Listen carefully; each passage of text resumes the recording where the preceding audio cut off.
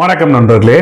1971 போர் மாதிரி மீண்டும் வந்தாதான் பங்களாதேஷ் அடங்குவாங்க போல இருக்கு. அந்த அளவுக்கு நாளுக்கு நாள் ஆல் டைம் லோ ஆயிட்டு இருக்கு இந்தியாவுக்கும் பங்களாதேஷுக்குமான உறவுகள். நேரடியாவே இன்னைக்கு பங்களாதேஷ் சத்தம் போட ஆரம்பிச்சிட்டாங்க. இப்ப சமீபத்துல பாத்தீங்கன்னா ஒரு வில்லேஜ் பக்கத்துல திரிபுரா ஒட்டின மாதிரி பார்டர் ஒட்டின மாதிரி இருக்க பங்களாதேஷ் வில்லேஜ்ல ஒரு நீர்நிலைகள் அங்க போகக்கூடாது, இந்தியாவுக்குள்ள போகக்கூடாதுன்னு ஒரு குட்டி டேம் மாதிரி கட்டிக்கிட்டு இருக்காங்களாம், தண்ணியை ஸ்டோரேஜ் பண்றதுக்கு. அந்த அளவுக்கு இன்னைக்கு இந்தியாவுக்கு எதிராக தைரியமா துணிச்சலா எல்லா விஷயங்களும் மேற்கொள்ளணும்னு பயங்கரமா பண்ண ஆரம்பிச்சிட்டாங்க.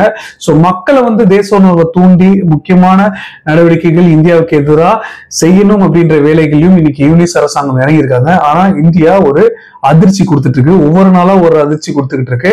இப்ப சமீபத்துல தான் டிரான்ஸ்ஷிப்மெண்ட் யூஸ் பண்ணக்கூடாது அப்படின்ற ஒரு அதிர்ச்சியை கொடுத்தாங்க வியாபாரிகளுக்கு. இப்ப மறுபடியும் இன்னொரு மிகப்பெரிய ஒரு அதிர்ச்சி பங்களாதேஷ் கொடுத்திருக்காங்க. அதை பத்தி நம்ம டீட்டெயிலா இந்த வீடியோல பார்க்க போறோம். முடிஞ்ச அளவுக்கு ஸ்கிப் பண்ணாம முழுசா வீடியோ பாருங்க. நண்பர்கள் சேனல் புதுசா வந்தீங்கன்னா சப்ஸ்கிரைப் பண்ணி உங்களோட ஆதரவுகளை கொடுங்க. சோ நம்ம ஃபர்ஸ்ட் பார்க்க போற விஷயம் என்ன அப்படின்னு பாத்தீங்கன்னா, ஒரு பாசிட்டிவான செய்தியில இருந்து ஆரம்பிக்கிறேன். இப்ப பொருளாதார ரீதியா நம்ம விஷயங்கள் வரிசையா எல்லா வீடியோலுமே முடிஞ்ச அளவுக்கு கவர் பண்ணிட்டு இருக்கேன். இதுக்கான முக்கியமான காரணம் என்னன்னா, பத்துக்கிட்டு எரிஞ்சுக்கிட்டு இருக்கு இன்னைக்கு ட்ரம்ப் கொண்டு வந்த இந்த டாரிஃப் அதாவது ரெசிப்ரோக்கல் டாரிஃப்.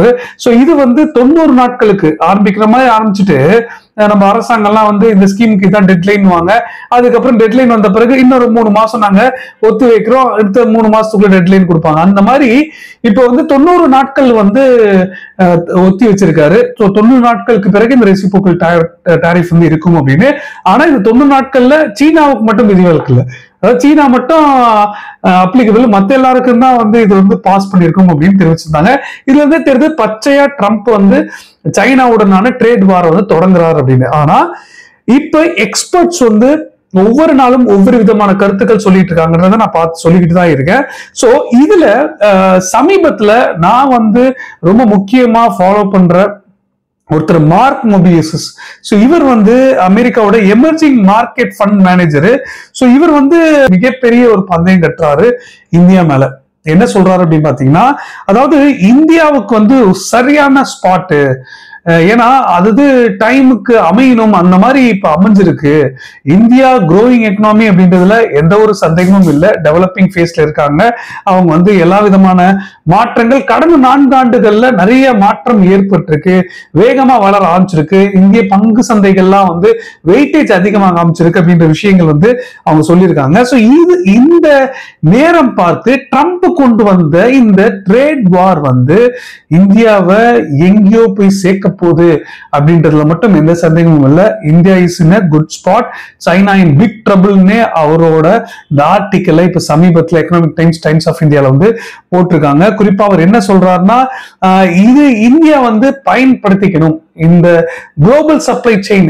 சீனால இருந்து வேற வழியே இல்லாம டிபெண்டா சீனால இருந்து எப்படா கப்பல் வரும், எப்படா சரக்கு வரும்னு ஒவ்வொரு நாட்டோட வியாபாரிகள் இயங்கிட்டு இருக்க நேரம் மாற ஆரம்பிச்சிருக்கு.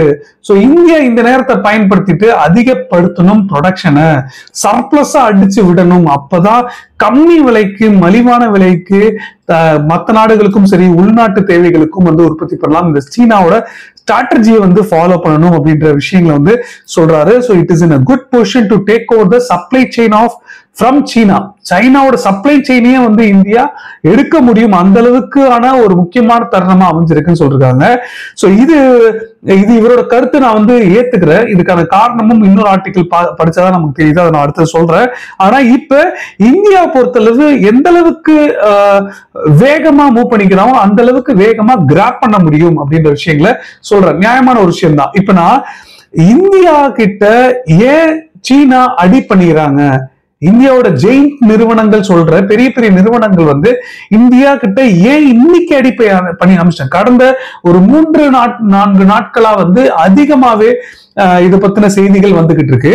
இந்தியால இருக்கிற சீன நிறுவனங்கள் இருக்காங்க பாருங்க. எடுத்துக்காட்டுக்கு சொல்லணும்னா எலக்ட்ரானிக்ல இந்த ஹையர் நிறுவனம் ஒரு மிகப்பெரிய ஒரு ஜெயிண்ட். சோ இந்த நிறுவனம் இப்ப சமீபத்துல, அதாவது கடந்த ஒரு சில ஆண்டுகளாவே இந்தியால பெரிய மார்க்கெட் ஷேர் இவங்க வச்சிருக்காங்க. இன்னைக்கு ஹோம் அப்ளைன்ஸ்லாம் அவங்களோட மார்க்கெட் ஷேர் பயங்கரமா இன்க்ரீஸ் பண்ணிட்டாங்க. சோ இந்த நிறுவனம் மட்டும் இல்ல, ஷங்காய், இந்த மாதிரி நிறைய நிறுவனங்கள் இருக்காங்க. சோ சீனாவோட நிறுவனங்கள் இந்தியா ஸ்டேக்கை இன்க்ரீஸ் பண்றதுக்கு, இந்திய நிறுவனங்கள் ஸ்டேக் இன்க்ரீஸ் பண்றதுக்கு நிறைய முயற்சிகள் பண்ணிட்டு இருந்தாங்க பல வருடங்களா. ஆனா இதுவரைக்கும் அதுக்கான வாய்ப்புகள் கிடைக்கவே இல்லை. கிட்டத்தட்ட ஸ்டேக் 60% மேல இப்ப இன்க்ரீஸ் பண்ணிக்கலாம், நீங்களே வச்சுக்கோங்க. கிட்டத்தட்ட நம்ம கிட்ட அவங்க கம்பெனியை முழுமையா விற்கலனாலும் ஒரு மிகப்பெரிய சதவீதம் டிசிஷன் மேக் பண்ற அளவுக்கு சதவீதத்தை வந்து விற்கிறாங்க. இந்தியா கிட்ட ஸ்டேக்க கொடுக்குற அளவுக்கு இன்னைக்கு சீன நிறுவனங்கள், சீனாவோட ஜெயிண்ட் நிறுவனங்கள் இன்னைக்கு இறங்கி வர ஆரம்பிச்சிருக்கு. ஏன், எதுக்காக அப்படின்னா பேக்டோர் வழியா உள்ள இறக்கலாம் பொருட்களை, அங்கிருந்து எக்ஸ்போர்ட் பண்ணலாம். இந்த வேலைகளை சீனா பண்றதுக்கான முயற்சிகள் பண்றாங்கன்றது தெளிவா தெரியுது. சோ இது எல்லாமே இந்தியாவுக்கு ஏதோ ஒரு வகையில ஒரு முக்கியமான தருணமா அமைஞ்சிருக்கு. இது எப்படி பயன்படுத்த போறாங்க அப்படின்றதா நம்ம பொறுத்திருந்து பார்க்கணும். இதை பத்தின ஏதாவது ஒரு கருத்துக்கள் உங்களுக்கு என்ன தோணினாலும், இதுல இப்படிதான் இருக்கும், இல்ல கண்டிப்பா இதை இந்தியா செய்ய மாட்டாங்க, அப்படி இப்படி எந்த தகவலா இருந்தாலும் நீங்க என்ன தோணுதோ அதை தாராளமா கீழே கமெண்ட்ல சொல்லுங்க. நானும் தெரிஞ்சுக்கிறேன் எத்தனை பேர் எந்த மாதிரி யோசிக்கிறீங்க அப்படின்னு. சோ இது ஒரு பக்கம் இருக்க. அடுத்து நம்ம பார்க்க போற ரொம்ப ரொம்ப ஒரு முக்கியமான விஷயங்க பங்களாதேஷ் மேட்டரை பத்தி தான். இதுவரைக்கும் பங்களாதேஷுக்கு எந்த அளவுக்கு இந்தியா பொறுமையா போயிட்டு இருந்தாங்களோ அந்த அளவுக்கு அவங்க அதை சாதகமா பயன்படுத்திக்கிட்டு இருக்காங்கன்னு தான் எனக்கு தோணுது. இந்தியா ஏதோ அமைதியா இருக்காங்கன்றதுனால என்ன நினைச்சாலும் செஞ்சிடலாம் அப்படின்ற மாதிரி யோசிச்சுக்கிட்டு இருக்காங்க. கிட்டத்தட்ட இப்ப பங்களாதேஷ்னு பேர் இருந்தாலும் பழைய நிலைமைக்கு 71க்கு முன்னாடி என்ன நிலைமை இருந்ததோ அப்படிதான் இருக்கு. இன்னைக்கு பாகிஸ்தானோட ஒரு அங்கம். சோ வெஸ்ட் பாகிஸ்தானா தான் இப்ப அது செயல்பட்டு இருக்காங்க. சோ இதுக்கு நடுவுல என்னதான் வந்து பெரிய நோபல் பிரைஸ் வாங்கினாலும் யூனுஸ் வந்து அவரோட எக்ஸ்ட்ரீமிசமான ஒரு ஐடியாலஜி வந்து காமிச்சுக்கிட்டு தான் இருக்காரு. அந்த அளவுக்கு வெளிப்படையா ஒரு இந்தியாவுக்கு எதிரான ஒரு விஷத்தை வந்து கக்கிட்டு இருக்காரு. சோ இந்த நிலைமையில இந்தியா புரிஞ்சுக்கிட்டு டிரான்ஸ்ஷிப்மெண்ட் ஆக்டிவிட்டிஸை வந்து நிறுவனங்களுக்கு கொடுத்திருந்தாங்க. நம்மளோட போர்ட்ல தங்குறதுக்கு அதை கேன்சல் பண்ணிட்டாங்க. இனிமேல போர்ட்டை யூஸ் பண்ண முடியாது, இந்தியாவோட ஏர் ஆக்டிவிட்டியை யூஸ் பண்ணி அப்படியே ஈஸியா எடுத்துட்டு போக முடியாது. சோ இதுக்கு நடுவுல இப்ப இன்னொரு அடி வந்து கொடுத்திருக்காங்க பங்களாதேஷ்க்கு. என்ன அடி கொடுத்திருக்காங்க பாத்தீங்கன்னா, 5000 கோடி மதிப்புள்ள ரயில் கனெக்டிவிட்டி ப்ராஜெக்ட் இந்தியா பங்களாதேஷ்ல வந்து செயல்படுத்திக்கிட்டு இருக்காங்க. இது வந்து இதுக்கு முன்னாடி அரசாங்கம் இருக்கும்போது ஒரு நல்லிணக்க அடிப்படையில 2 பேரும் ஒன்றிணைந்து செய்வோம். சோ நீங்க வந்து எங்களோட இந்த நார்த் ஈஸ்டுக்கு கனெக்ட் பண்ற ஸ்டேட்ஸுக்கு கனெக்ட் பண்ற ரயில்வே வழித்தடங்களை நாங்க பங்களாதேஷ் வழியாவே எடுத்துட்டு போறோம். சோ அது வந்து உங்களுக்கும் பயனுள்ளதா இருக்கும், எங்களுக்கும் பயனுள்ளதா இருக்கும்னு புரிஞ்சுக்கிட்டு இதை வந்து செயல்படுத்தினாங்க. இப்ப இந்தியா ஒட்டுமொத்தமா இந்த ரயில் ப்ராஜெக்ட சஸ்பெண்ட் பண்ணிட்டாங்க. சோ இது வந்து கண்டிப்பா புரிஞ்சுக்கிட்டாங்க இந்தியா. இனி வந்து எந்த வகையிலும் வந்து ஒரு மாற்றம் எழப்போறது இல்ல, கண்டிப்பா நியர் ஃபியூச்சர்ல அப்படின்றது அவங்க புரிஞ்சுக்கிட்டாங்கன்னு தோணுது. சோ என்ன அரசாங்கம் இதுக்கு பதில் அளிச்சிருக்காங்க பாத்தீங்கன்னா, அரசியல் ரீதியான சர்ச்சைகள் பிரச்சனைகள் நடக்குதுன்ற ஒரு பக்கம் இருந்தாலும் சேஃப்டி ஆஃப் லேபர், எங்களோட லேபர்ஸோட சேஃப்டி தான் எங்களுக்கு முக்கியம். அங்க நடக்கிற பிரச்சனைகளை வச்சு உங்க நாட்டோட மைனாரிட்டிஸையே உங்களால வந்து நீங்க காப்பாற்ற முடியல. அந்த அளவுக்கு இன்னைக்கு துன்புறுத்தப்பட்டு அங்க அவ்வளோ பிரச்சனைகள் வந்து நடந்துகிட்டு இருக்கு. இன்னைக்கு இந்த சேஃப்டி, எந்த சேஃப்டியில நாங்க எங்களோட லேபர்ஸ் அங்க வேலைக்கு அனுப்புவோம், எப்படி நாங்க வந்து அதை செயல்படுத்துவோம். சோ ஒட்டுமொத்த ரயில்வே ப்ராஜெக்ட், இந்தியா போட்ட 5000 கோடி ப்ராஜெக்ட இன்னைக்கு ஹால்ட் பண்ணிட்டாங்க. சோ இது வந்து ஒட்டுமொத்தமா வேண்டாம்னு நிராகரிச்சாலும் இது வந்து ஏதோ ஒரு வகையில ப்ராப்ளமா அமையலாம்.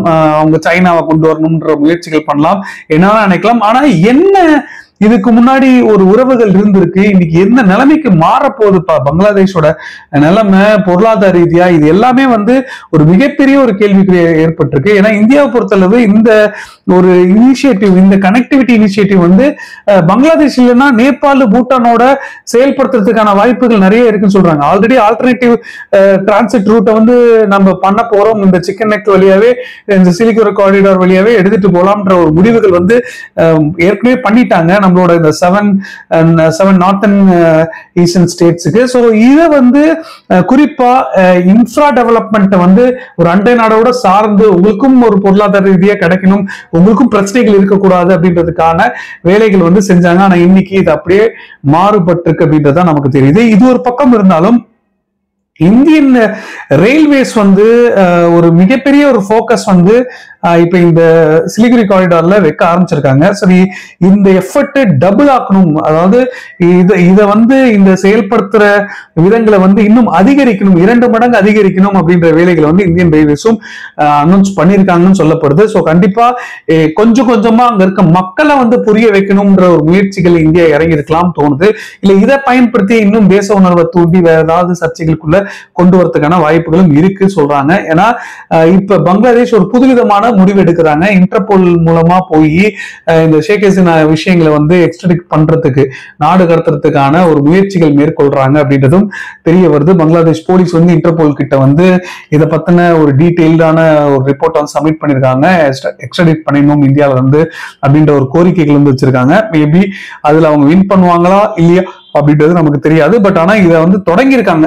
ஏன்னா அங்க இருக்க லீடர்ஸே, பொலிட்டிக்கல் லீடர்ஸே இன்னைக்கு எப்படி ஷேக் ஹசீனா வந்தா எப்படி இருக்கும்னு பயமுறுத்துறாங்கன்னா, இந்த பங்களாதேஷ் நேஷனல் பார்ட்டி சொல்ல போற பிஎன்பி என்ன சொல்றாங்கன்னா, அதாவது தலைவி என்ன சொல்றாங்கன்னா, ஷேக் ஹசீனா ஒரு திட்டம் வச்சிருந்தாங்க, பங்களாதேஷ் இந்தியாவோட இணைக்கணும்ன்ற திட்டங்கள் வச்சிருந்தாங்க அப்படின்னு ஒரு புதிய ஒரு பொருளையை கிளப்பிடுற மாதிரி, மக்களை அச்சுறுத்துற மாதிரி, பயமுறுத்துற மாதிரியான விஷயங்கள் சொல்றாங்க. கண்டிப்பா நல்ல வேலை வெளியேறிட்டாங்க. ஒருவேளை இருந்திருந்தானா கண்டிப்பா ஒரு இந்தியாவோட பங்களாதேஷ் மர்ஜ் ஆயிருக்கும், பங்களாதேஷ் நாடாவே இருந்திருக்க தனியா அப்படின்ற மாதிரி ஒரு விஷயத்த சொல்லியிருக்காங்க. ஸோ இது கண்டிப்பா அங்க இந்த பிரச்சனைகள் இந்தியாவுக்கும் பங்களாதேஷுக்குமான உறவுகள்ல பெரிய மாற்றம் எழ போறது இல்லைன்னு புரிஞ்சுக்கிட்டு அங்க இருக்கிற ஆட்சியாளர்கள் செயல்படுத்துறாங்க. ஸோ இதுதான் இந்தியாவும் இன்னைக்கு இனி எந்த முடிவுகள்னாலும் வேகமா எடுக்கிறதுக்கான முயற்சிகள் மேற்கொள்றாங்கன்றது நமக்கு தெரியுது. இதான் இன்னைக்கு நான் உங்களுக்கு முக்கியமா சொல்லணும்னு நினைச்ச ஒரு விஷயம். கண்டிப்பா உங்களுக்கு இந்த தகவல் பிடிச்சிருக்கணும்னு நம்புறேன். பிடிச்சதுன்னா நீங்களும் உங்க ஃப்ரெண்ட்ஸ் கிட்ட ஷேர் பண்ணுங்க. அதே மாதிரி உங்களுக்கு இது தவிர வேற ஏதாவது கருத்துக்கள் இருந்தாலும், இல்லை நீங்க ஏதாவது சொல்லணும்னு ஆசைப்பட்டாலும் எந்த ஒரு தயக்கமும் வேண்டாம், தாராளமா கீழே கமெண்ட்ல சொல்லுங்க, இல்லை டைரக்டா எனக்கு மெசேஜ் பண்ணி சொல்லுங்க. இன்ஸ்டாகிராம் லிங்க் டிஸ்கிரிப்ஷன்ல கொடுத்துருக்கேன். கண்டிப்பா உங்க மெசேஜ்க்கு நான் ரிப்ளை பண்றேன். ஸோ கடைசி வரைக்கும் இந்த வீடியோ பார்த்தமைக்கு ரொம்ப ரொம்ப நன்றி. ஜெய்ஹிந்த், பாய்.